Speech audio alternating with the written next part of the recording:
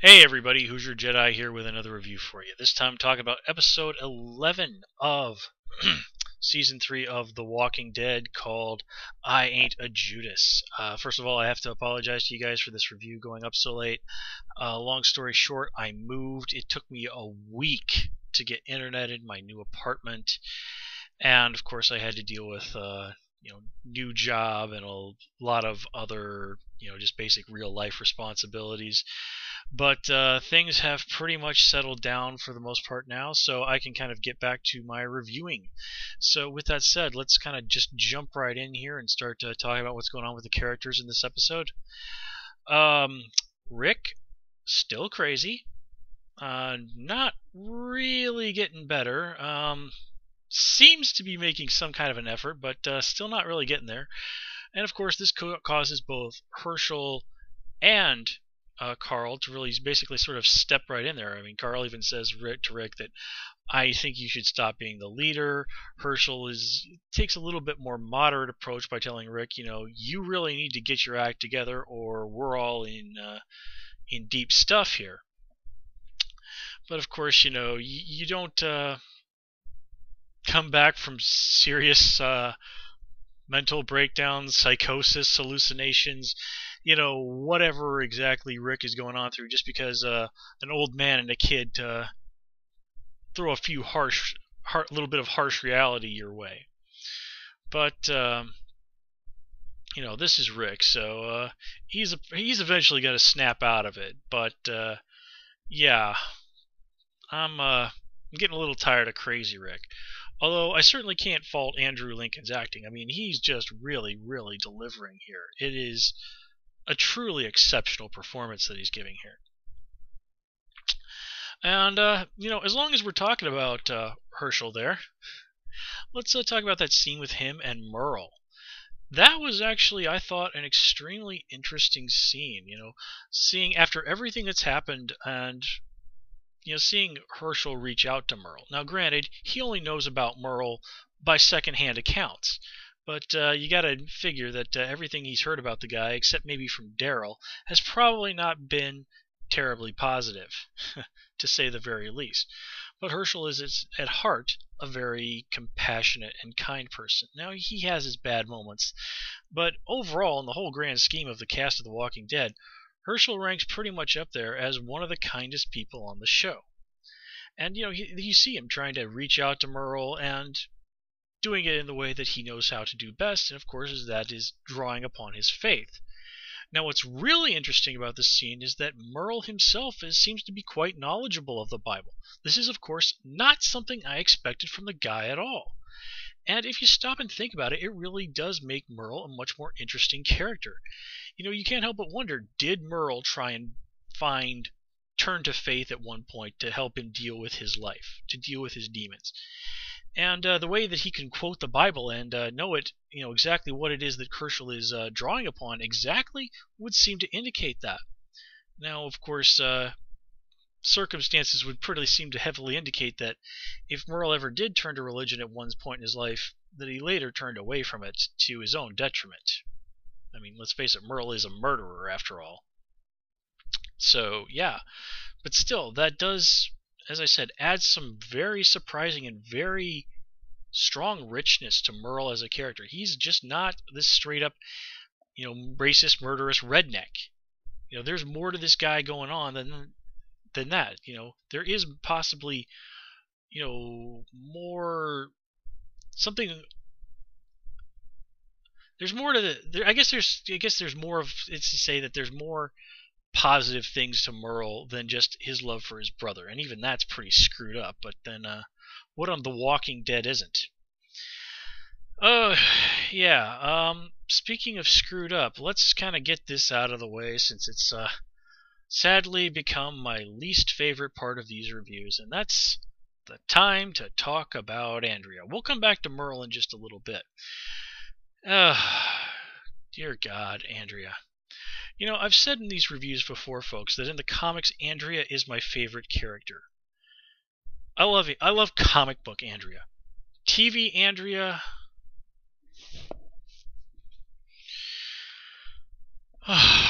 Okay. Now, the scene with her and Carol, where Carol is kind of just basically trying to convince Andrea to, really pull a Mata Hari, go in there, sleep with the governor, and then kill him in his sleep. Okay, that's interesting stuff. But that's really more interesting because it's coming from Carol. Again, another one of the more kind people on the show. To see her flat out advocating someone, not just anyone, a friend of hers, murdering a man in his sleep after having sex with him, well, that just goes to show you that Carol's become a harder person. And again, remember, she's shown herself to be reasonably adept at this point of taking down walkers by herself if she has to. So again, this is showing some real growth from Carol as a character. Now, Andrea. Another fan said that if Andrea had actually gone ahead and freaking killed the governor, that would have been really awesome. Yeah, granted, it would have kind of thrown a serious wrench into what they were going to do for the season climax or whatever, but still, it would have been awesome. But instead, she just sleeps with the guy and then goes and stares out the window, acting all indecisive. Folks, I can't really say much more than this about Andrea TV Andrea at this point. She's about as far from the badass sniper girl in the comics that I love as she can get. I mean, seriously, the closest thing that Andrea's gotten to being badass sniper girl is when she screwed up and almost shot Daryl in the head. Oh wait, she did shoot Daryl in the head. She just only winged him.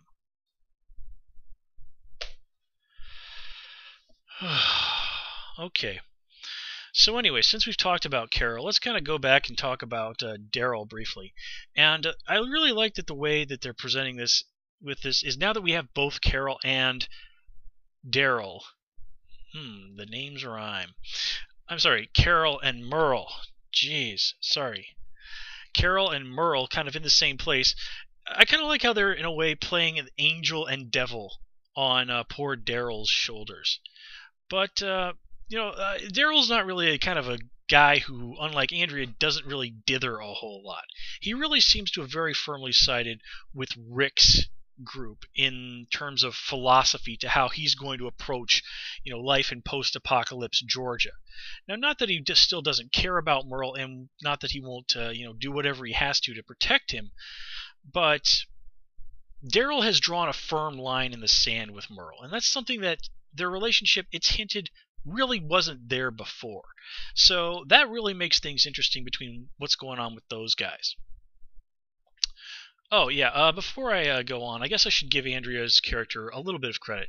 That scene with her and, leading off the walker, just, casually, like, how, and just the way that, just leading the walker off casually while Tyrese's group just sort of stared at her, that was pretty hilarious. Since I brought him up, let's talk about Tyrese. Not really a whole lot to say about him. Him and his group showing up in Woodbury is certainly interesting, and the governor is definitely interested in what's going on there. But in terms of characterization, we don't really get a lot. Obviously, Tyrese is very eager to have a place for where he and his sister and the other two people that he's hanging out with will be safe. But, in terms of actual crunch for what we have for his character, not a whole lot to work with this time around. But still, I have very high hopes for Tyrese as a character. He was a real cool dude in the comics, and I have a feeling he's really going to be a very vital character in the upcoming episodes. So again, I'm really looking forward to seeing more Tyrese. Let me see. Michonne. Not a whole lot to say about her, except the fact that where she basically says to Andrea, "I did that just to get back at you." That was pretty awesome. This is really one of the strongest examples we've seen of Michonne showing some real emotion. And you have to stop and think about all the months that she really spent basically literally and almost figuratively carrying Andrea, doing everything she could to keep this woman alive. The only real human connection she had in the world. And look at what Andrea did with it.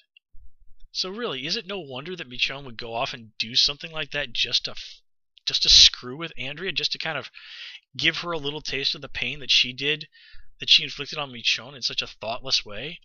Now, I'm not saying that this is right, but I'm saying that it's understandable. And I'm also saying that I'm really just so fed up with Andrea's character that,